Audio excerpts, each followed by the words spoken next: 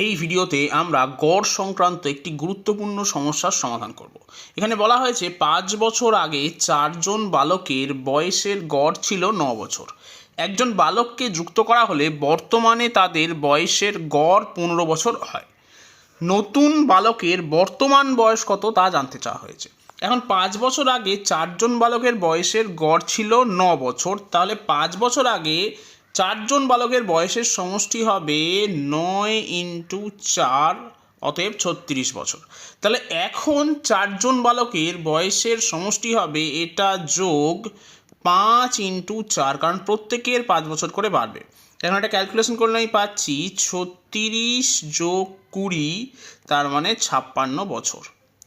এরপর একজন বালক এলো, ফলে গড় হলো 15 বছর এবং বর্তমান বয়সের গড় হলো 15 বছর। তাহলে বর্তমানে 5 জন বালকের বয়সের সমষ্টি হবে 15 ইন্টু 5, তার মানে 75 বছর। তার মানে যে নতুন বালক এলো তার বর্তমান বয়স হবে 75 বিয়োগ 56, তার মানে 19 বছর। তাহলে সঠিক উত্তর হবে অপশন এ, 19 বছর।